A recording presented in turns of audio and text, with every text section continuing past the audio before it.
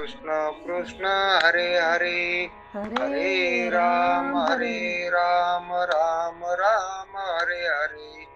हरे कृष्ण कृष्ण कृष्ण हरे हरे.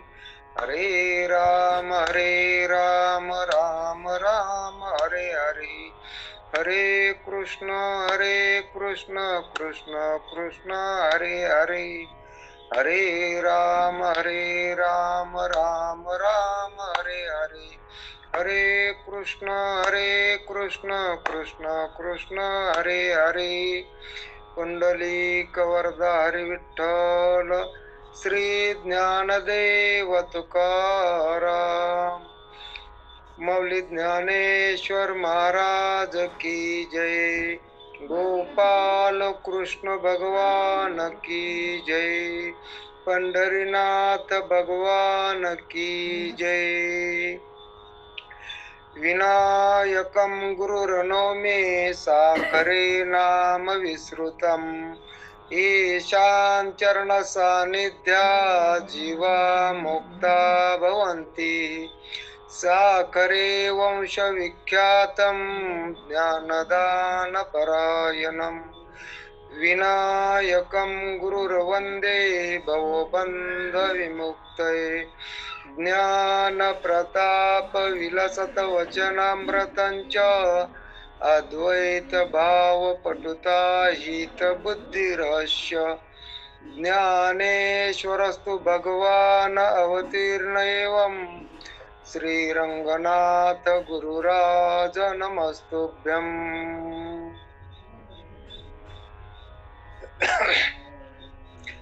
तैसे शरीराचा लोपी सर्वथा नासू नाही स्वरूपी.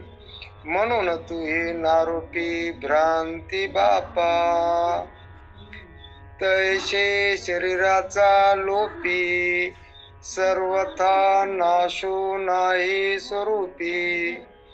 म्हणून तू हे नारोपी भ्रांती बापा. ज्ञानेश्वरी ग्रंथावरील दुसऱ्या अध्यायातील ओवी आहे.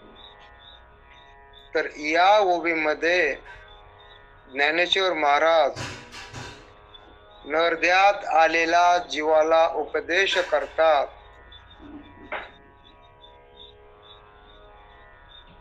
तर इतर देहातल्या जीवाला कळण्याची सुविधा नाही. त्या ठिकाणी अल्पबुद्धी आहे आणि मनुष्य देहात जी काही बुद्धी प्राप्त झालेली आहे तर त्या बुद्धीनं विवेक करता येतो आणि त्या विवेकाद्वारे सार काय असार काय, सत्य काय असत्य काय, शाश्वत काय अशाश्वत काय असा या मनुष्य देहातल्या बुद्धीत विवेक करता येतो. म्हणून ज्ञानेश्वर महाराज मनुष्य देहातल्या जीवाला उपदेश करतात. कारण अनादिकालापासून जीव हा दुःख भोगतच राहिलेला आहे. म्हणजेच दुरून आलो मी गा, दुःख झाले दारुण. दुरून म्हणजे या 84 लक्ष योनीतून जीव दुःख भोगत भोगत भोगत शेवटी या मनुष्य शरीराला प्राप्त झालेला आहे. आणि जर का जीव एकदा मनुष्य शरीराला प्राप्त झाला तर मग त्या जीवाला असं आपलं काही आत्मभाव आहे तर तो हरवलेला आत्मभाव त्या आत्मभावाची ओळख करून घेता येते. म्हणून तर ज्ञानेश्वर महाराज म्हणतात की आहे मी कोण करावा विचार, मने ज्ञानेश्वर निवृत्तीचा. म्हणून माऊली म्हणतात की एकदा मनुष्य देहाला जर जीव आला की तो आपल्या दुःखाची आत्यंतिक निवृत्ती करू शकतो आणि परमानंदाची म्हणजेच प्राप्ताचीच प्राप्ती करू शकतो. मग आपल्यालाही तसा मनुष्य देह प्राप्त झालेला आहे आणि या देहामध्ये सुद्धा आपल्याला आपल्या स्वरूपाची ओळख करून घेता येते. म्हणून मनुष्य देहाला जीव आला रे आला की तो आपल्या स्वरूप स्थितीला प्राप्त होतो. आणि मग स्वरूप स्थितीला जर जीव प्राप्त झाला तर मग जे काही जीवाच्या पाठीमाग लागलेलं अनादी कालापासूनच दुःख आहे तर त्या दुःखाची निवृत्ती करता येते. म्हणून जीवानं काय करायला पाहिजे की मनुष्य शरीराला प्राप्त झाल्यानंतर संतांच्या संगतीत या जीवानं जायला पाहिजे. कारण संतांना जीवाचं स्वरूप काय आहे तर त्याची ओळख आहे. म्हणून संतांना आपला अनुभव या ग्रंथामध्ये प्रतिपादित केलेला आहे. म्हणूनच माऊली म्हणतात की तैसे शरीराचा लोपी सर्वथा नाशू नाही स्वरूपी म्हणून तू ये नारोपी भ्रांती बापा. जीवाला आपलं स्वरूप काय आहे याचीच जाणीव नाही. म्हणूनच जीव दुःख भोगत भोगत भोगत 84 लक्ष योनीतून शेवटी मनुष्य देहाला प्राप्त झाला. मग इथं जीव या शरीराला प्राप्त झाला तर मग निश्चितच या जीवाला सद्गुरूकडे जाण्याचा मार्ग निश्चितच प्राप्त झालेला आहे. म्हणून मनुष्य देहाला जे जे काही जीव प्राप्त झालेले आहेत तर ते सर्व जीव परमात्म प्राप्तीचे अधिकारी आहेत. पण तो अधिकार प्राप्त करून घ्यावा लागत असतो. म्हणून मनुष्य शरीर भेटलं तर मनुष्य देहीचे ज्ञाने सच्चिदानंद पदवी घेणे एवढा अधिकार नारायणे कृपावलोकन दिदलाशे. मनुष्य देहाला जीव आल्यानंतर याच शरीरानं आपल्याला भगवंताची ओळख करून घेता येते किंवा त्या भगवंताच्या ओळखीमध्येच जीवाची ओळख होऊ शकते. मग अशी ओळख करायची ठरली तर मग मनुष्य देहातल्या जीवानं सद्गुरूलाच शरण जायला पाहिजे, संतालाच शरण जायला पाहिजे. कारण मनुष्य देहात गुरुला शरण जाता येतं, इतर देहात गुरुची कसल्याच प्रकारची जाणीव नसते. मनुष्य देहाला जर जीव प्राप्त झाला तर तो बरोबर आपल्या सद्गुरूकडे जायची इच्छा त्याच्या अंतःकरणामध्ये असायला पाहिजे. काही मी उद्धार पावेन, काही कृपा करेल नारायण, आयशे तुम्ही सांगा संत जन, करा समाधान चित्त माझे.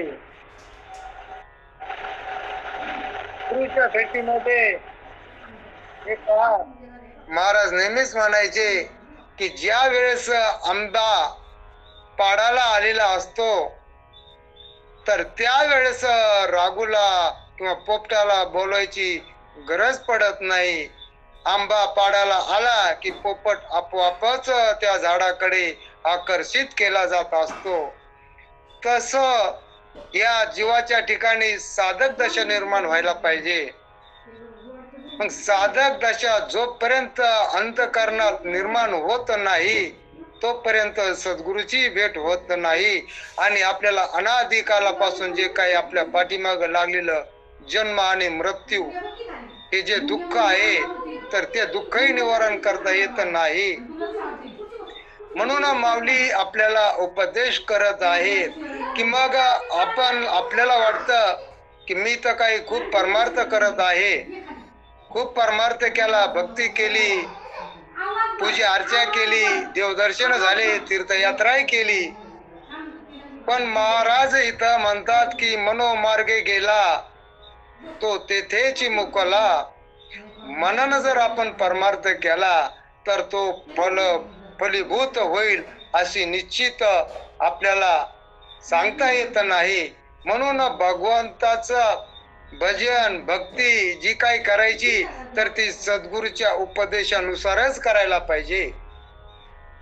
कारण सद्गुरूला माहिती आहे भक्ती कशी करावा. कारण भक्ती करत असताना भक्तीमध्ये व्यभिचारित्व नसावं. म्हणजे आपण ज्या भक्तीला व्यभिचारी भक्ती म्हणत आहोत तर ती भक्ती नसावी. डांबिक भक्ती नसावी, पाप मिश्रित भक्ती नसावी, सकाम भक्ती नसावी, तर आपण निरपेक्ष अशी भक्ती करायला पाहिजे भगवंताची. आणि निरपेक्ष जर भक्ती आपण केली तरच आपलं अंतःकरण शुद्ध होत असतं. म्हणजेच त्या भक्तीनं काय होतं की जे काय आपल्या अंतःकरणात मल नावाचा दोष आहे तर तो मल नावाचा दोष निवृत्त होत असतो. आणि विक्षेप नावाचा जर जो दुसरा दोष आहे तोही निवारण होत असतो. म्हणजे जे काय आपल्या अंतःकरणात पापवृत्ती आहे तर ती पापवृत्ती निवृत्त होत असते. आणि जी काय आपल्या चित्तामध्ये चंचलता आहे तर ती चित्ताची चंचलता सुद्धा स्थिर होत असते. मग जर असं आपलं अंतःकरण झालं तर मग निश्चितच आपल्याला सद्गुरूची भेट होत असते.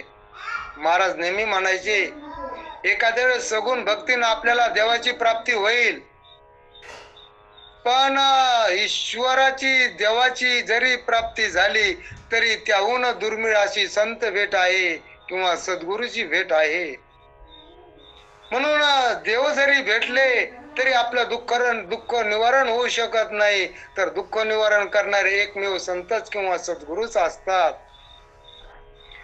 म्हणून माऊली म्हणतात की आपण काय करायला पाहिजे की मनुष्य देहातल्या जीवानं सद्गुरूला शरण जायला पाहिजे. कारण सद्गुरूचा उपदेश असतो तर त्याच उपदेशाने आपल्याला आपल्या आत्मस्वरूपाची ओळख होत असते. पण ती गोष्ट आपल्याला माहित नाही. जीवाला वाटतं की मी जे काय आहे तर ते जीव काय करत असतो की सुखाची प्राप्ती करिता तो विषात सुख पाहत असतो. माऊली तर म्हणतात विषात सुख नाही. जे काय 5 विषय आहेत, शब्द, स्पर्श, रूप, रस आणि गंध, तर त्या 5ही विषयामध्ये सुख नाही. मग सुखच नाही का जर असा आपण विचार केला तर सुख आहे, पण ते सुख विषयामध्ये नाही. आपल्याला वाटतं की विषयात सुख आहे पण ते सुख विषयात नाही. मग सुखच नाही का तर सुख आहे.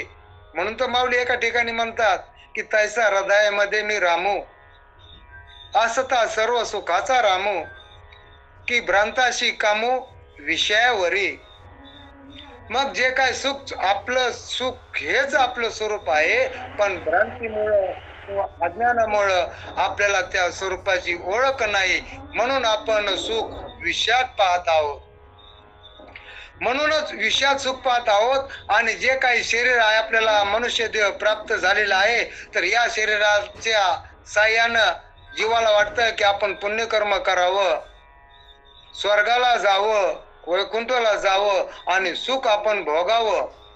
पण जीवाला माहित नाही की स्वर्गात देखील सुख नाही, वैकुंठामध्ये देखील सुख नाही. कारण महाराज एका ठिकाणी म्हणतात की जर स्वर्गात सुखाचीच प्राप्ती असती तर एका ठिकाणी तर मग ज्ञानेश्वरी ग्रंथामध्ये माऊली म्हणतात की पुण्याची पाऊटी सरे, सेवेची इंद्रपानाची उटी उतरे आणि येऊ लागती माघारी मृत्यू लोका. जर तिथं स्वर्गामध्ये जर सुखाची प्राप्ती असती तर मग तिथले जे काही देवता आहेत तर त्या देवतांना भगवंताकडं मागणीच केली नसते की हे देवा, आम्हाला स्वर्गातले सुख भोगून आम्हाला वाटलं की सुख प्राप्त होईल, पण इथं स्वर्गात येऊन जर सुखाची प्राप्ती नाही तर मग आम्हाला सुखाची प्राप्ती तर पाहिजे. मग त्या सुखाची प्राप्ती करण्याकरिता स्वर्गातल्या देहानं सुखाची प्राप्त करून घेता येत नाही. म्हणून त्या सुखाची प्राप्ती करून घेता येते तर ती मनुष्य देहाने मृत्यू लोकांमध्येच करून घेता येते. हे वर्म म्हणले देवा आम्हाला आता कळलेले. म्हणून आम्हाला काय कर की मृत्यू लोकात मनुष्याच्या शरीराला आम्हाला जन्म दे. मग पुण्याची पावटी सरे, सेवेची इंद्रपानाची उटी उतरेन येऊ लागते माघारी मृत्यू लोका. अहो पुण्याचा अक्षय असंख्य आहे, तोपर्यंत स्वर्गात राहता येतं. आणि जर पुण्य संपलं, पुण्याचा क्षय झाला की लगेच पुन्हा मृत्यू लोकाला जन्माला यावंच लागतं. म्हणून महाराज म्हणतात की स्वर्गात सुद्धा सुख नाही. बरं, जीवाला वाटतं की आपण उपासना करावी, निष्काम उपासना करावी. निष्काम उपासना करून आपण वैकुंठाला जावं. पण महाराज म्हणतात की नको वैकुंठीचा वास आहे तया सुखा नाश. वैकुंठात जरी आपण निष्काम भक्ती करून वैकुंठ प्राप्त करून घेतला तरी तिथं म्हणतात की त्या वैकुंठातल्या सुखाचा सुद्धा एक वेळेस निश्चितच नाश होतो. म्हणून तर तुकाराम महाराज एका ठिकाणी म्हणतात, तुका म्हणणे आम्हा कळले त्याचे वर्म आणि जे जे कर्म धर्म नाशिवंत. तुकाराम महाराज म्हणत कर्माने आणि धर्मानं जे आम्हाला प्राप्त झालं तर ते सर्व नाशिवंतच आहे, नाश होणार आहे. म्हणून या स्वर्गातही सुख नाही आणि वैकुंठात देखील सुख नाही. मग सुखच नाही का, तर सुख आहे. मग सुखाची प्राप्ती आपल्याला करून घ्यायची अशी आपल्या अंतःकरणातही इच्छा निर्माण व्हायला पाहिजे. जोपर्यंत अशी इच्छा निर्माण होत नाही तोपर्यंत आपल्याला पुढचा मार्ग समजू शकत नाही.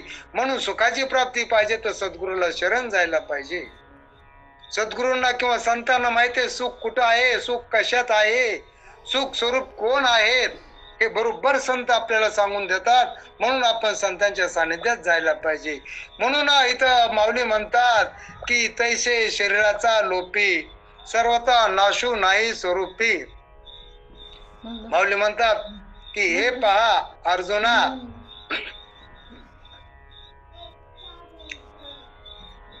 तर भगवंत अर्जुनाला कुरुक्षेत्रावरती उपदेश करत आहेत.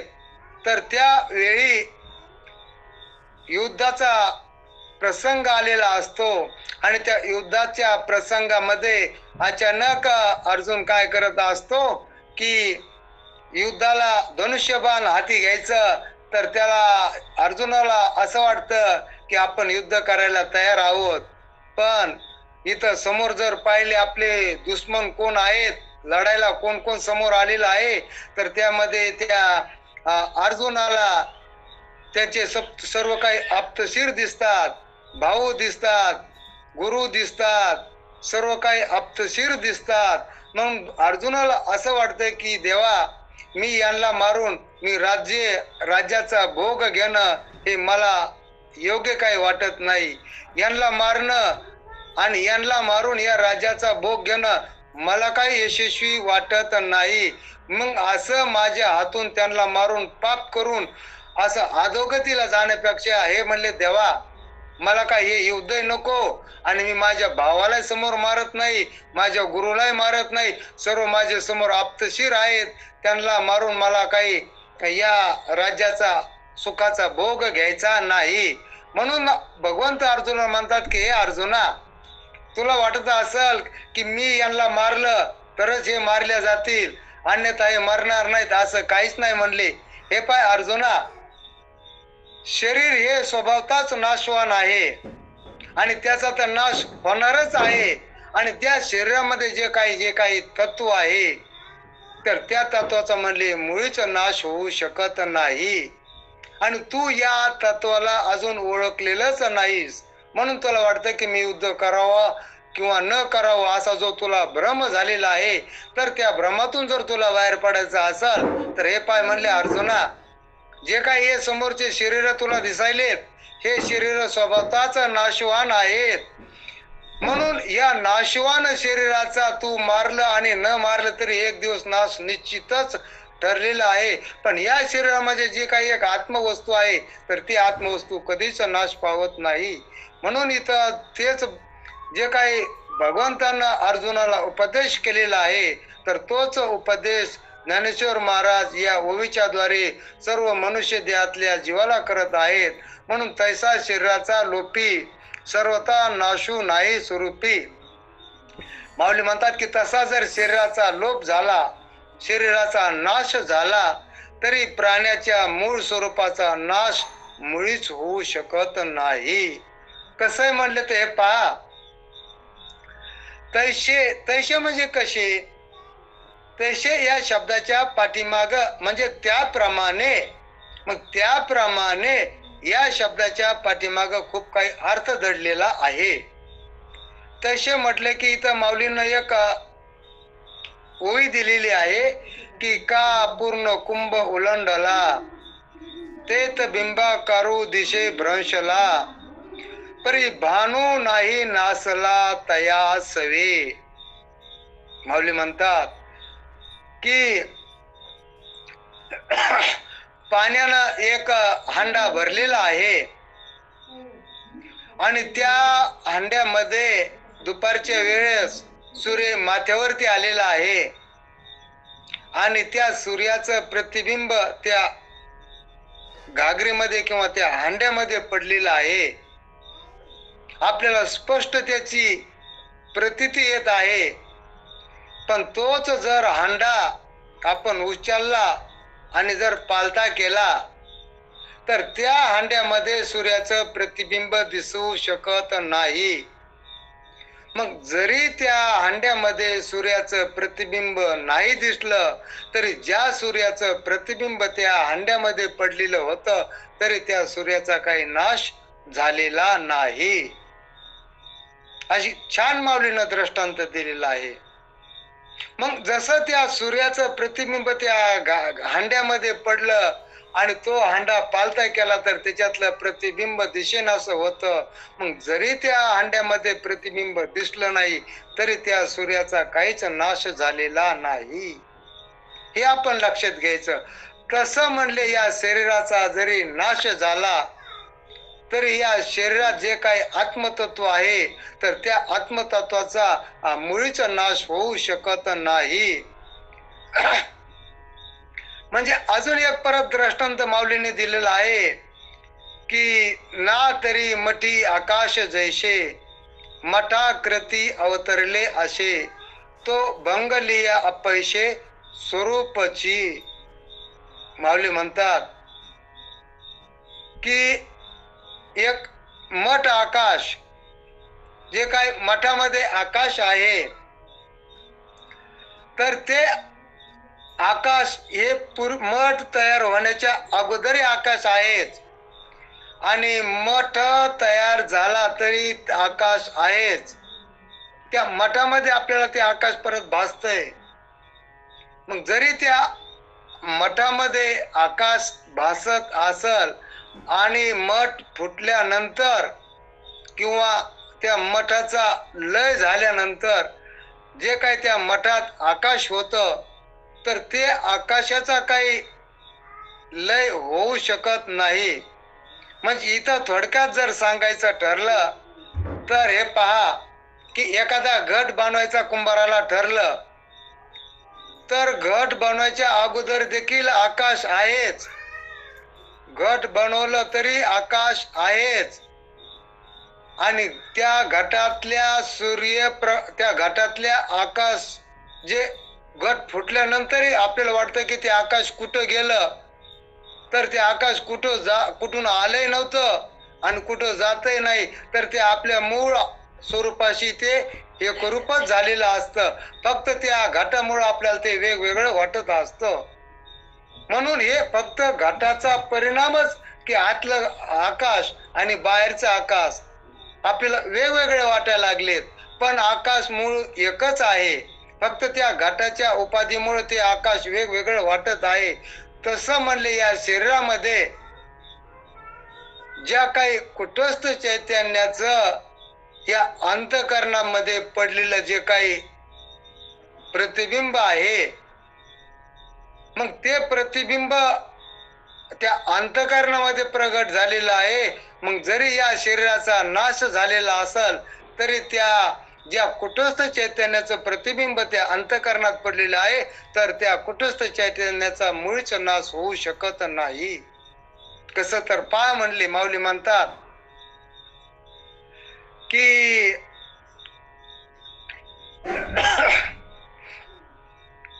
ह्या जर शरीराचा आपण थोडक्यात विचार केला तर माऊली म्हणतात ज्याची ज्याची उत्पत्ती होत असते त्याचाच नाश होत असतो. मग या शरीराची देखील उत्पत्तीच झालेली आहे आणि याच शरीराची उत्पत्ती झाल्यामुळं या शरीराचा नाश निश्चितच ठरलेला आहे. मग म्हणून तर म्हणतात उपजे आणि नाशे. माऊलीची ओवी आलेली दुसऱ्याच अध्यायामध्ये की हे उपजे आणि नाशे ते मायावशे दिशे एरवी तत्वता वस्तू जी असे ते अविनाशीची. जर आपण विचार केला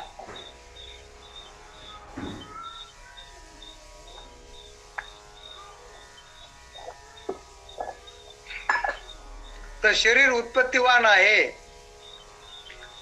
म्हणजे शरीराची उत्पत्ती झाली तर प्राण्याच्या मूळ स्वरूपाची उत्पत्ती झालेली नाही. आता शरीराची उत्पत्ती कशी झाली? तर शरीराचा स्वरूप काय आहे असा जर आपण विचार केला तर शरीर आहे 5 तत्वांचं. आकाश, वायू, अग्नी, पाणी, पृथ्वी या 5 तत्वापासून हे शरीर निर्माण झालेलं आहे. मग याच्या जे काय 5 तत्व आहेत तर 5 तत्वापासून हे शरीर झालं. तर शरीरापासून या 5 तत्वापासून या शरीराची उत्पत्ती झालेली आहे. म्हणून या शरीराची उत्पत्ती झाली तर हे शरीर उत्पत्तीवान आहे. मग जे जे उत्पत्तीवान असतं ते काही काळ असतं आणि कालांतराने त्याचा नाश होत असतो.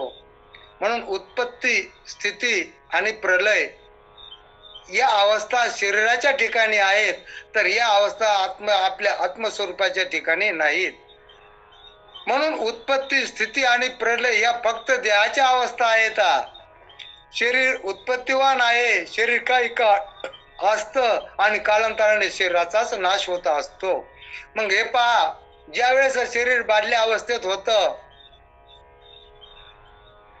आईच्या उदरामध्ये असताना, बाल्य एकदम लहान असताना कालांतराने त्या शरीराची वाढ होत असताना त्यामध्ये प्राणशक्ती येत असते,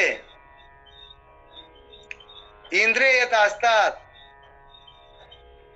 मग असे इंद्रिय येत असतात, कर्मेंद्रिय येत असतात, ज्ञानेंद्रिय हळूहळू येत असतात, प्राणशक्ती येत असतात. मग सगळं त्या अवस्थेत एक एक इंद्रिय येत असतो आणि त्यावेळेस त्यांची ती क्रिया आतमध्ये होत असते. पण ज्या वेळेस आईच्या उदरातून गर्भ बाहेर येत असतो तर त्यावेळेस त्याला एक इंद्रिय परत प्राप्त होत असतात. मग एक इंद्रिय येतात. जसं की पहा, एखाद्या वेळेस लहान बालक असतं, त्याला काही थोडे दिवस झाले की त्याला एक नजर येत असते. ते बालक इकडे तिकडे पाहत असतं. आपण म्हणतो बाळाला नजर आली, बाळाला डोळे आले. काही शब्दाचा आवाज आला तर आपल्याला वाटतं की बाळ इकडे तिकडं जसा आवाज येईल तसं इकडे तिकडं कान करू राहिलं, ऐकू राहिलं बाळ, म्हणजे त्याला कान आले. मग असे एक इंद्रिय त्याला प्राप्त होत असतात. मग आता 5 कर्मेंद्रिय त्याला परत प्राप्त होत असतात. थोडं बाळ हालचाल करायला लागलं, हात हलवायला लागलं, पाय हलवायला लागलं. आपल्याला वाटतं हात आले बाळाला, पाय थोडं जास्त हलवायला, पाय आले, प्राणशक्ती आलेली आहे. आणि मग तिथं इंद्रिय येत असतात, परत ज्ञानेंद्रिय येत असतात. म्हणजे कर्मेंद्रिय, ज्ञानेंद्रिय, प्राण हे सगळे त्या ठिकाणी येत असतात आणि त्याची प्राणेंद्रियाची शक्ती वाढत असते. कर्मेंद्रियामध्ये जे काही हालचाली आहेत त्या हालचाली वाढत असतात. ज्ञानेंद्रियाची वाढ होत असते आणि त्या ज्ञानेंद्रियाने ज्ञान पण प्राप्त होत असतं. मग हे एक इंद्रिय आले, ते काही काळ राहिले आणि कालांतराने त्या इंद्रियाचा सुद्धा नाश होत असतो. पहा ना, मग बाल्य अवस्थेत एक इंद्रिय आलं, तारुण्य अवस्थेत सर्व इंद्रियाची प्राणाची सुद्धा शक्ती वाढत असते. कर्मेंद्रियानं व्यवहार होत असतो, हातानं देण्या घेण्याचा व्यवहार होतो, पायानं चालण्याचा व्यवहार होतो, वाणीनं बोलण्याचा व्यवहार होतो आणि खालच्या इंद्रियानं मलत्यागाचा व्यवहार होतो आणि मूत्र विसर्जनाचा देखील व्यवहार होतो. अशा 5 कर्मेंद्रियानं आपापला व्यवहार होतो. जे काय 5 ज्ञानेंद्रिय परत आहेत, तर डोळ्याने रूपाचं ज्ञान होत असतं, कानानं शब्दाचं ज्ञान होतं, कानानं शब्द स्पर्श, त्वचेनं स्पर्श होतो, डोळ्यानं रूपाचं ज्ञान होतं, जिभेनं रसाचं ज्ञान होतं आणि नाकानं गंधाचं ज्ञान होत असतं. म्हणजे 5 ज्ञानेंद्रियानं 5 विषयाचं ज्ञान होत असतं. मग पुढं आपल्याला जर या शरीराची तारुण्य अवस्था बदलली आणि जर वार्धक्यामध्ये शरीर गेलं तर त्या ठिकाणी जे काही एक एक इंद्रिय आलेले होते तर ते परत एक एक इंद्रिय जायला सुरुवात होत असते. पहा ना, हे असे चष्मे लागतात. मग जे काय डोळ्याचे इंद्रिय वरचीवर निकामी होत चाललेला आहे म्हणून चष्मा लागतो, रूपाचं ज्ञान होत नाही. कान जे आहेत, कानाची शक्ती कमजोर होत असते. शेवटी कसं कान जे श्रवण इंद्रिय बी निघून जात असतं. मग आपल्याला वाटतं की मला ऐकू येत नाही, म्हणजे श्रवण इंद्रिय गेलं. आपल्याला गंधाचं ज्ञान होत नाही, सर्दी झाली तर गंधाचं सुद्धा ज्ञान होत नाही. मग असं एक एक इंद्रिय लगेच जायला लागतात वार्धक्य अवस्थेमध्ये. आणि शेवटी ते जसे इंद्रिय आले तसे काही काळ राहिले आणि कालांतराने ते इंद्रिय गेले. असा प्रत्यक्ष आपल्याला अनुभव आहे. मग बरं, आता याच्या पण इंद्रिय आले, काही काळ राहिले आणि कालांतराने निघून गेले. तसा हा देह आला, मग देहाला बाल्यावस्था प्राप्त झाली, ती काही काळ राहिली आणि कालांतराने बाल्यावस्थाही निघून गेली आणि पण तारुण्य अवस्था जन्माला आली. मग बाल्य अवस्थेतला देह तारुण्य अवस्थेत राहिला नाही, तारुण्य अवस्थेतला देह वार्धक्य अवस्थेत राहिलेला नाही. मग अवस्था आल्या, अवस्था गेल्या, या सर्व अवस्था शरीराच्या ठिकाणी आहेत. मग मी या शरीराहून वेगळा आहे, मी प्राणाहूनही वेगळा आहे, मी कर्मेंद्रियाहून वेगळा आहे, मी ज्ञानेंद्रियाहून देखील वेगळा आहे. कारण की सगळे मला 5 प्राण कळाले, व्यान, समान, प्राण, उदान, अपान, हे 5ही प्राण मला कळलेले आहेत. 5 कर्मेंद्रिय मला कळाले, 5 ज्ञानेंद्रिय देखील मला कळालेले आहेत. जे काय मन राहिलेलं आहे ते मन सुद्धा मला कळालं. आता मन इथं प्रवचन मध्ये आलं तर लगेच ते कुठंच गेलं, कुठं गुंगारा देऊन जाईल हे सुद्धा आपल्याला कळत असतं. मग जे जे कळण्यात येत असतं तर ते आपल्याहून वेगळं असतं, असा वेदांत शास्त्राचा सिद्धांत आहे. म्हणून जे जे आपल्याला कळालं ते आपलं स्वरूप नसतं. हे पहा, जे जे आता काय काय कळालं आपल्याला, की जे काही बी कळू द्या, जे जे कळण्यात येत असतं ते आपल्याहून वेगळं असतं. आता इथं आपल्याला मोबाईल कळण्यात आला, हे घर कळण्यात आलं, आपण मोबाईलहून वेगळे आहोत. हे घर कळालं, घराहून वेगळे आहोत. शरीर कळालं, शरीराहून देखील आपण वेगळे आहोत. मग जे जे कळण्यात येत असतं ते आपल्याहून वेगळं असतं, हाच वेदांत शास्त्राचा सिद्धांत आहे. म्हणून शरीर मला कळालं, शरीर मी नाही. मग जसे इंद्रिय आले ते काही काळ राहिले आणि कालांतराने ते निघून गेले. मग माझ्यात काय झालं तर माझ्यात काहीच झालेलं नाही, मी जसा आहे तसाच आहे. मग माझ्या ठिकाणी जशी शरीराची उत्पत्ती झाली, शरीराला बाल्यावस्था प्राप्त झाली, शरीराच्या ठिकाणी तारुण्य अवस्था प्राप्त झाली, शरीराच्या ठिकाणी वार्धक्य अवस्था प्राप्त झाली आणि तिन्ही अवस्थेचा नाश झाला. म्हणजे या शरीराचा जरी नाश झाला तरी माझ्या स्वरूपाच्या ठिकाणी काहीच झालेलं नाही. म्हणून शरीर हे कसं आहे तर नाशिवंत शरीर आहे, स्वभावताच या शरीराचा नाश आहे. म्हणून हे शरीर मी नाही, तर या शरीराला जाणणारा, या शरीराहून मी वेगळा आहे, म्हणजेच या शरीराचा मी साक्षी आहे. मग मी जर साक्षी म्हटलं की हे सगळं लचांड देहाकडे जात असतं आणि त्याच्याहून साक्षी वेगळा असतो. म्हणून माझं देह हे स्वरूप नाही, माझं इंद्रिय हे देखील स्वरूप नाही, माझं प्राण हे देखील स्वरूप नाही, तर या सर्वाला जाणणं हेच माझं स्वरूप आहे. म्हणजे जाणणे हेच माझं स्वरूप आहे. म्हणून मी तर माऊली म्हणतात की तैसा शरीराचा लोपी, सर्वथा नासू नाही स्वरूपी. म्हणून तर माऊली म्हणतात की जरी शरीराचा नाश झाला तरी प्राण्याच्या मूळ स्वरूपाचा नाश कधीच होऊ शकत नाही. हे पहा, महाराज नेहमी सांगायचे, एक गुराखी असतो तर तो गुर सांभाळत असतो. तर नदीच्या काठाला शेतीबाडी असते, तर त्या शेतीमध्ये तो गुरं सांभाळत असताना दुपारची वेळ झालेली असते. त्याला वाटतं की आपले गुरं पाण्यावरती घेऊन जावं, आपण त्यांना पाणी पाजावं. अशी कल्पना करून तो गुराखी त्या जनावरांना त्या नदीवर घेऊन जात असतो. मग त्या नदीच्या काठावर एक मोठा वडाचं वृक्ष असतं. मग जनावर गुर हे पाण्यामध्ये पाणी पिण्यास गेले असता तो गुराखी काय करतो की त्या वडाच्या झाडावरती चढतो आणि त्या झाडाला मोठमोठ्या फांद्या असतात. मग एक फांदी त्या नदीवर सुद्धा लांब असं पोचलेली असते, खूप लांबीची फांदी असते. गुराखी त्या झाडावर चढून त्या फांदीवर जात असतो. त्या गुराख्याला थोडी वेगळीच मजा वाटत असते की चला आपण आता दुपारची वेळ आहे, मस्त नदीचा प्रवाह चालू आहे, थळथळ नित्तळ असं पाणी वाहत आहे. तो आनंद घेत असतो गुराखी. पण सहज त्या गुराख्याची नजर खाली पडलेली असते, तर ती फांदी एवढी लांब गेली असते की त्या फांदीनं नदीमध्ये बरेच लांब गेलेले असते.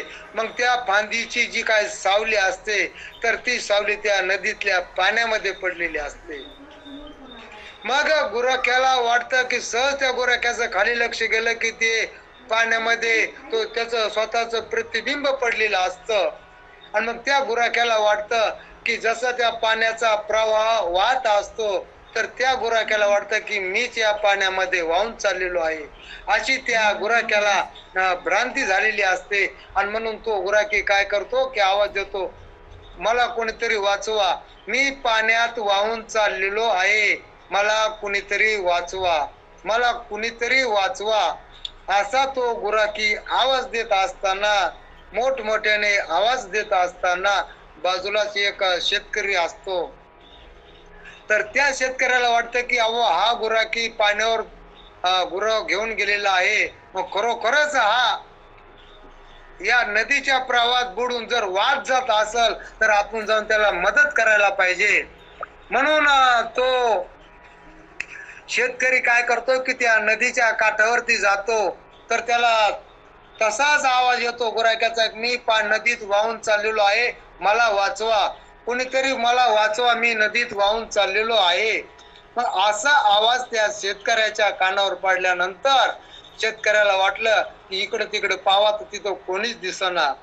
शेवटी आवाज तर येतोय पण त्याला कोणीच दिसना. शेवटी त्याला वाटलं की आवाज तर या झाडावरून येतोय.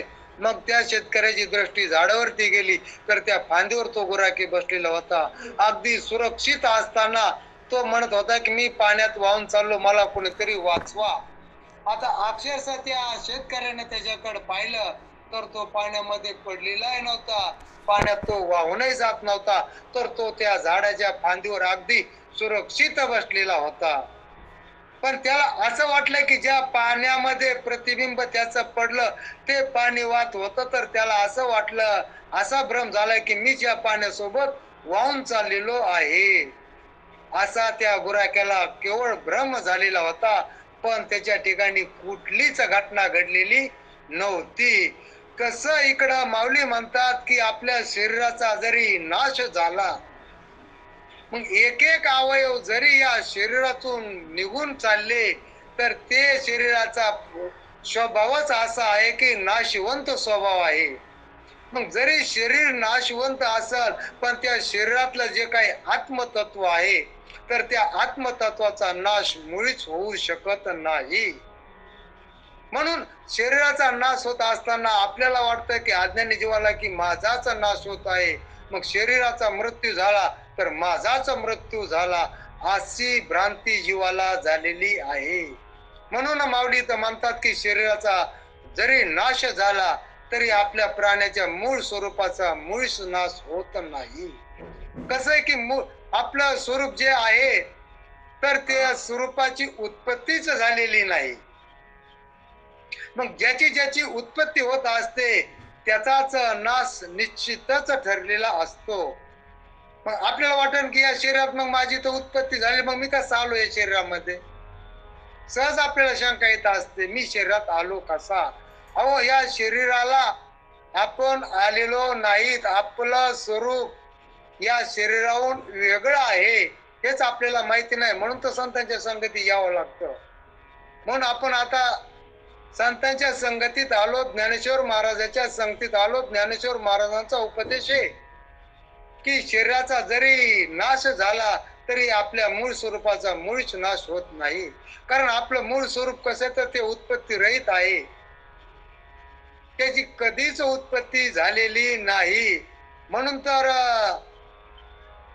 महाराज ज्ञानेश्वर महाराज दुसऱ्या अध्यायामध्येच म्हणतात की ज्याची उत्पत्ती झालेली असते तर ते गुणात मध्ये जे जे काही त्रिगुणात असतं त्याचीच उत्पत्ती होत असते. रजे सत्व आणि तम हे जे त्रिगुणात्मक असतं त्याचीच उत्पत्ती होत असते. म्हणून शरीर हे त्रिगुणात्मक आहे. म्हणून शरीराची उत्पत्ती झालेली आहे.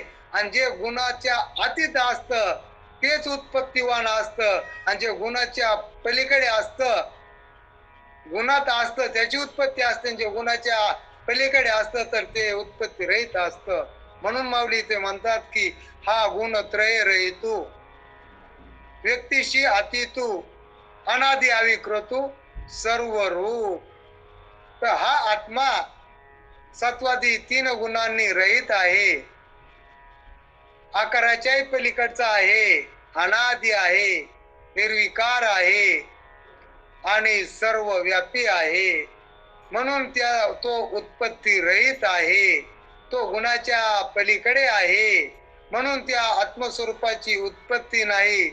म्हणून तो आत्मस्वरूप कसं आहे असं जर आपण विचारात घेतलं तर त्याच्याबद्दल आपल्याला विचारही करता येत नाही. कारण ते अनादि आहे, अनंत आहे, त्याचा कशानेच अंत होत नाही. म्हणून तर महाराज म्हणतात की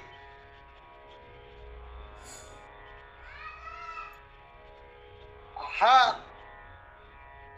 अनादि नित्य सिद्धू निरुपाधी विशुद्धू म्हणून शस्त्राधिकी छेदू न घडे यया. हा आत्मा अनादि आहे, नित्य सिद्ध आहे म्हणजेच शाश्वत आहे, उपाधी रहित आहे आणि अत्यंत शुद्ध असा आहे. म्हणून याचा शस्त्राधिकांच्या योगाने जरी आपण घात करायचा ठरवलं तरी त्याचा मुळीच घात होऊ शकत नाही. कारण तो अनादि अनंत आहे, तो उत्पत्ती रहित आहे. मग आपल्याला वाटतं की मग आपल्याला नेमकं मी कोण आहे याचीच आपल्याला ओळख नाही. म्हणून आपण कोण आहोत तरी तर माऊली आपल्याला म्हणतात की हे सर्व काही देह आहे, इंद्रिय आहे, प्राण आहे, मन आहे, या सर्वांचा तू साक्षी आहेस. म्हणजे या सर्वांहून तू वेगळा आहेस. म्हणून तर महाराज नेहमी सांगायचे पहा, एक जळत पळत आणि मळत. हे ज्याला कळत तो जळत नाही, तो मळतही नाही आणि तो पळतही नाही. तर या सर्वांचा तो साक्षी असतो, या सर्वांत तो वेगळा असतो. मग जळत ते शरीर जळत, स्थूल शरीर जळत, पळतात ते प्राण पळतात, मळत तर ते मन मळत असत. म्हणजे स्थूल शरीर मी राहत नाही, सूक्ष्म शरीर मी राहत नाही आणि प्राण देखील मी नाही. तर या सर्वांना पाहणारा, या सर्वांचा द्रष्टा मी या सर्वहून वेगळा आहे असं आपलं स्वरूप आहे. असंच माऊली या ओवीतून या नरद्यातल्या जीवाला उपदेश करत आहेत. म्हणून जरी शरीराचा नाश झाला तरी आपल्या स्वरूपाचा मुळीच नाश होऊ शकत नाही.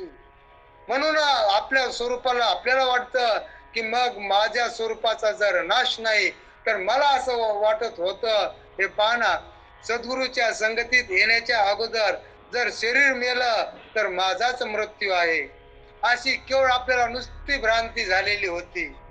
कारण ह्याच भ्रांतीमुळे आपल्याला दुःखाला सामोरं जावं लागलं. म्हणून हे पहा, ह्या देहाला सोडून सुद्धा आपलं अस्तित्व आहे.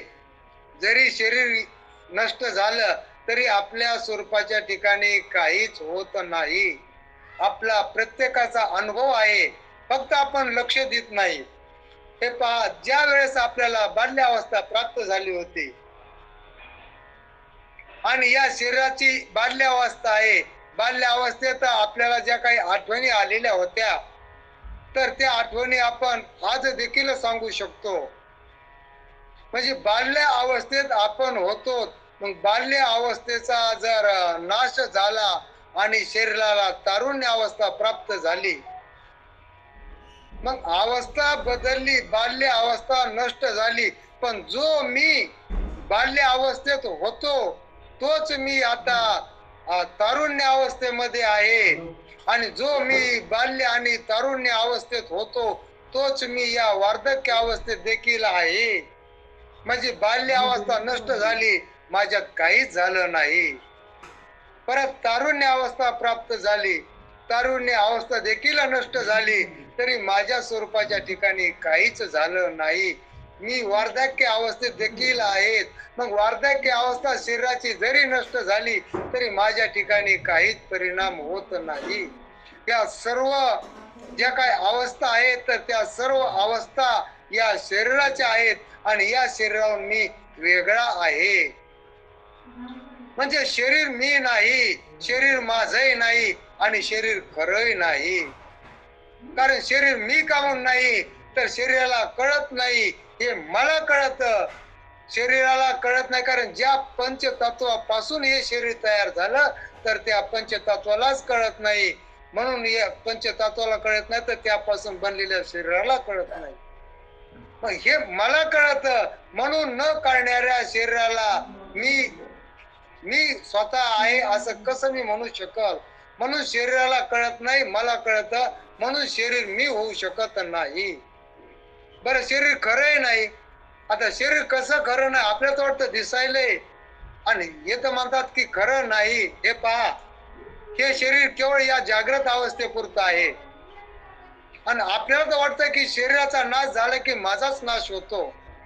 पण हे शरीर फक्त जागृत अवस्थेपुरतं आहे आणि जागृत अवस्थेतून जर आपण स्वप्न अवस्थेत गेलो तर हे शरीर इथंच असतं आणि स्वप्न अवस्थेत दुसरं शरीर आपल्याला प्राप्त झालेलं असतं. मग जागृत अवस्थेत जे शरीर आपल्याला प्राप्त झालेलं आहे तर या शरीराला सोडून आपण स्वप्न अवस्थेमध्ये दुसऱ्याच शरीरात आपल्याला दुसरंच शरीर प्राप्त झालेलं असतं. म्हणजे याचाच अर्थ असा आहे की जागृतीतल्या शरीराला सोडून आपण स्वप्न अवस्थेतल्या शरीराशी संबंधित आहोत. म्हणजे जागृतीतला देह असल किंवा नसल तरी माझ्या ठिकाणी काहीच परिणाम होत नाही. म्हणजे जागृतीतल्या शरीराला सोडून मी स्वप्न अवस्थेतल्या शरीराशी आहे. बरं, जे काही स्वप्न अवस्थेत आपल्याला शरीर प्राप्त झालं तर त्या स्वप्न अवस्थेत शरीर पुन्हा स्वप्न अवस्था नष्ट झाली आणि आपण जर जागृतीत आलो तर जागृतीतलं शरीर स्वप्न अवस्थेत नाही, स्वप्न अवस्थेतलं शरीर या जागृत अवस्थेत नाही. म्हणजे दोन्ही ठिकाणी दोन्ही शरीराला सोडून आपलं अस्तित्व आहे. म्हणजे जागृत अवस्थेतलं शरीर जरी नष्ट झालं तरी आपल्या आत्मस्वरूपाच्या ठिकाणी काहीच परिणाम होत नाही. स्वप्न अवस्थेत जरी आपल्याला शरीर प्राप्त झालं ते स्वप्न अवस्थेतलं शरीर जागृत अवस्थेत राहत नाही, म्हणून त्या शरीराला देखील सोडून आपण आहोतच. बरं, आता एवढंच नाही तर जागृत अवस्थेतलं स्वरूप जे काही शरीर आपल्याला प्राप्त झालेलं आहे आणि स्वप्न अवस्थेतलं जे काही आपल्याला शरीर प्राप्त झालेलं आहे तर दोन्ही शरीराला सोडून आपण सुसुप्ती अवस्थेत आहोत. म्हणजे या शरीराला सोडून आपलं अस्तित्व आहेच. सुसुप्ती अवस्थेत आपल्याला दोन्ही पैकी एकही शरीर राहत नाही तरी आपलं अस्तित्व आहे.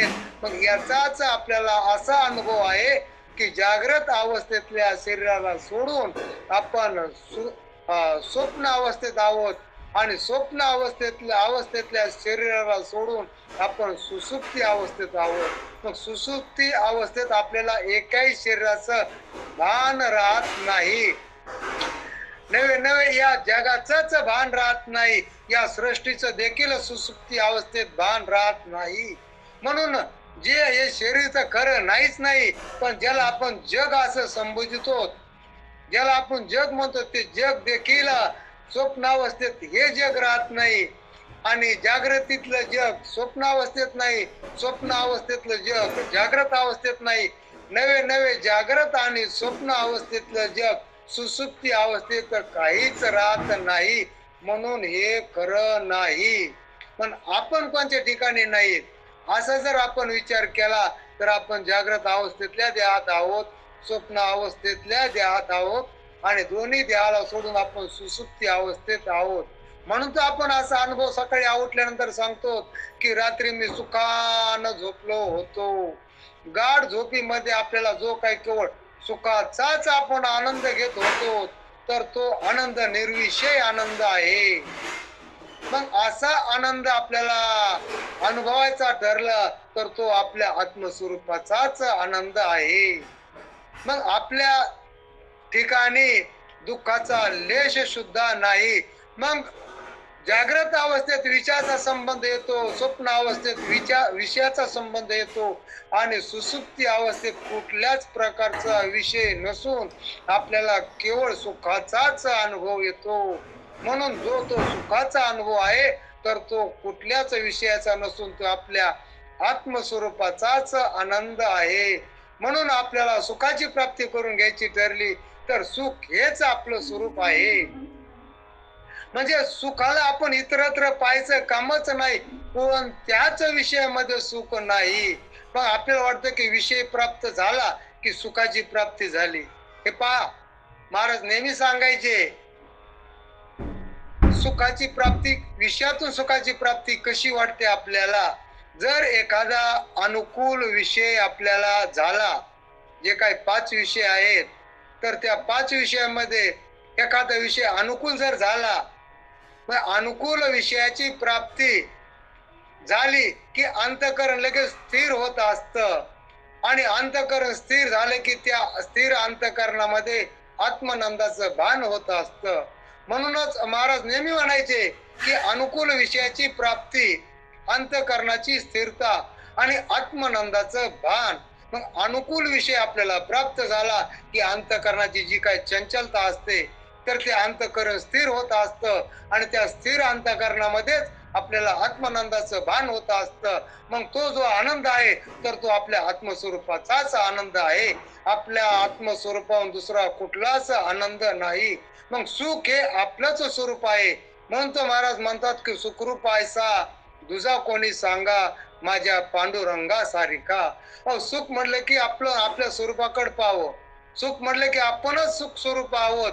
आपल्या स्वरूपाहून इतरत्र सुख नाहीच. कारण विषय अनित्य आहेत, दुःखरूप आहेत. विषयात कधीच सुखाची प्राप्ती होऊ शकत नाही. म्हणून विषय अनित्य, जड आणि दुःखरूप असं विषयाचं स्वरूप आहे. आणि आपण कसे आहोत, सत चित आनंद हे आपलं आत्मस्वरूपाचे लक्षण आहेत. म्हणून लक्षण आपण जर विचार आपण लक्षात घेतला, आपलं स्वरूप सत चित आणि आनंद हे स्वरूप लक्षण आहेत, हे आपल्या स्वरूपाचे. आणि भगवंताचे जर स्वरूपाचे लक्षण म्हटलं की सत चित आनंद हे भगवंताचे स्वरूपाचे लक्षण आहेत. म्हणून लक्षणानं आपण कोण आहोत तर परमात्मा स्वरूपच आहोत. कारण तर इकडे जगाकडे दृष्टी केली तर जग खरं नाही, हे जग सर्व कल्पित आहे, माया कार्य आहे. मग माया जर कल्पित आहे तर माया कार्य जग देखील कल्पितच आहे. म्हणून कल्पित जे असतं ते अधिष्ठानावर भासलेलं असतं. मग सगळ्याला अधिष्ठान एकच आहे, तो परमात्माच आहे. कारण परमात्मा सगळ्याला अधिष्ठान असल्यामुळं ही सर्व जी काही व्याप्ती आहे तर ती परमात्म्याचीच व्याप्ती आहे. पण आपल्याला वाटतं की परमात्म्याची कशी व्याप्ती आहे. म्हणून तो माऊली इथं एका ठिकाणी सांगतात की माझी विस्तारलेपणाची नावे हे जगाची नोहे आगवे, जसे दूध मुराले स्वभावे तेची दही, का बीजच झाले तरू अथवा भंगाराची अलंकारू, तैसा मज एकाचा विस्तारून ते हे जग. जग राहत नाही, हा सर्व परमात्म्याचाच विस्तार आहे, हे माऊली स्पष्ट करून सांगतात. म्हणून जे आपल्याला प्रतीतीला येत आहे तर ते सर्व परमात्म्यावरच अध्यस्त आहे. आणि जे अध्यस्त असतं तर ते अधिष्ठानावर भासलेलं असतं. म्हणून हे जे परमात्मा जे एकच तत्व आहे, जे अविनाशी तत्व आहे, तर तेच आपलं जीवाचं लक्ष्य स्वरूप आहे. म्हणून लक्षणानं आपण कोण आहोत तर परमात्मा स्वरूपच आहोत. फक्त आपल्याला उपाधीमुळे आपण वेगळे वाटतो. जीवाची उपाधी अविद्या आणि शिवाची उपाधी माया, हे फक्त उपाधिकृत भेद आहे.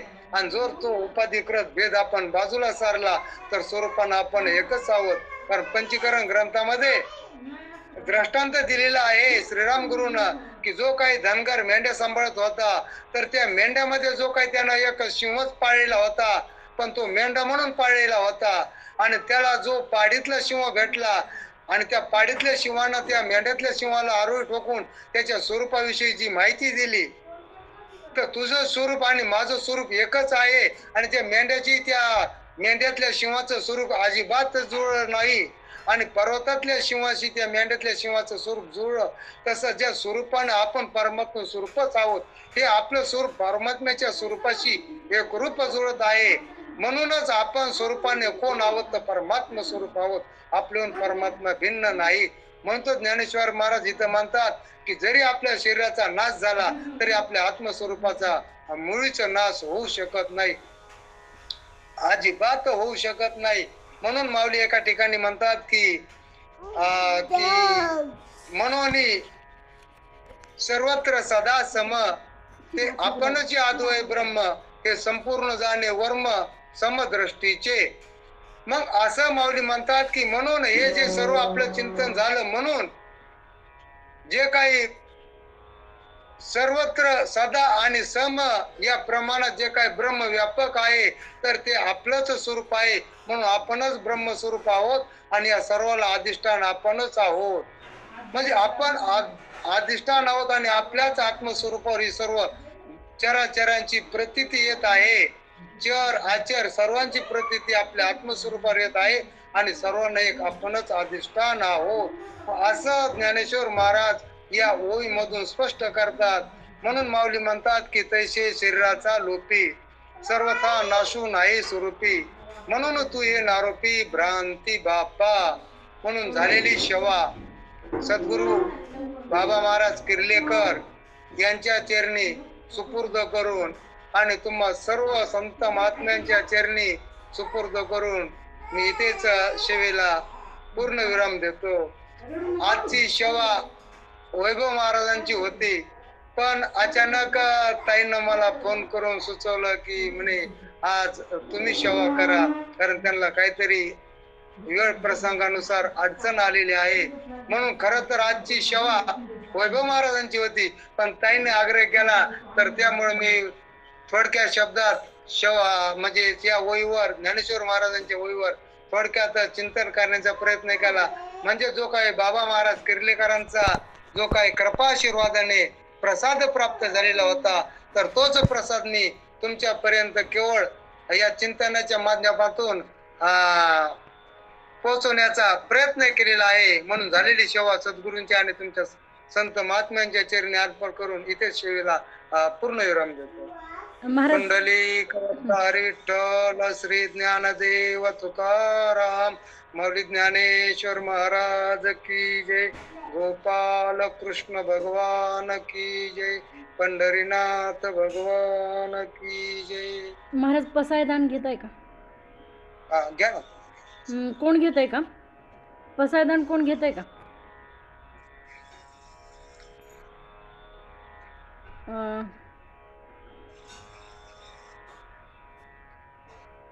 कोण म्हणतंय पसायदान?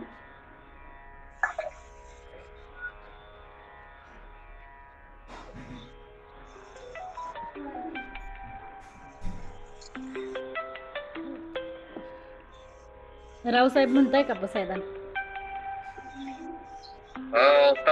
विश्वात्मके देवे हीने वाग्यज्ञ तो सावे तो सोनी मद द्यावे पसाय दान हे. जे कळांची व्यंकटी सांडो दया सत्कर मिरती वाढो होता परस्परे जडो मैत्र जीवांचे दुरितांचे तिमिर जावो विश्व स्वधर्म सूर्य पावो. जो जे वांछिल तो ते लावो प्राणी जात हे वर्षात सकळ मंगळी विश्वर निष्ठेची मांदियाळी अनावर्त भूमंडळी भेटतो तया भूता. चला कल्पतरुचे आरभ चेतना चिंतामणींचे गाव बोलती जे अर्णव पियुषांचे, चंद्रमे जे आलांचन, मार्तंड जे कापहीन, ते सर्वाही सदा सज्जन, सोयरे होतु किंबहुना सर्व सुखी, पूर्ण हो निती लोकी, भजिजो आदि पुरुखे अखंडित, आणि ग्रंथ उपजीवे विशेष लोकीये, द्रष्टा अद्रष्ट विजय होवा विजय, एथ म्हणे श्री विश्वेश्वरा हो, हा होईल दान कसावो, येणे वरे ज्ञान देव सुखिया झाला, येणे वरे ज्ञान देव सुखिया झाला, येणे वरे ज्ञान देव सुखिया झाला. रामकृष्ण. रामकृष्ण हरी. महाराजांची सेवा अतिशय सुंदर झाली आणि खरं तर अगदी 7:30 वाजता मला समजलं की वैभव महाराजांची सेवा होणार नाही आणि मग मी लगेच महाराजांना फोन केला. महाराजांनी पण अगदी काही आढेवेढे न घेता ठीक आहे म्हटले ताई, करतो मी सेवा. अगदी तिकडे लाईटचा प्रॉब्लेम असूनही महाराजांनी खूप सुंदर सेवा केली आणि इतके छान उदाहरणं वगैरे सगळे देऊन मी सगळं ऐकत होते. जरी आई समोर बसली होती तरी पण मी पूर्ण प्रवचन ऐकलं आहे. खूप छान झाली सेवा महाराजांची. आपल्या श्री रघुनाथ फाउंडेशनच्या वतीने महाराजांचे मनापासून आभार व्यक्त करते आणि बाकीच्यांना कोणाला मनोगत आपलं व्यक्त करायचं असेल, रावसाहेब आहेत, आपल्या शैलजाताई आहेत, बाकीचे पण आहेत सगळे, त्यांनी बोलावं. रामकृष्ण हरी. रामकृष्ण हरी. महाराजांची सेवा खरंच इतकी सुंदर झाली. त्यांनी म्हणजे स्वप्नावस्था, जागृत अवस्था, त्यानंतर आत्म्याचं हे सांगितले. दृष्टांत एवढे सुंदर सुंदर दिले. ते गुराख्याचं एक त्यांनी सांगितलं, ते पण म्हणजे खूप आहे की आपण म्हणजे तुझं आहे तुझं पाशी परी तू जागा चुकलाशी,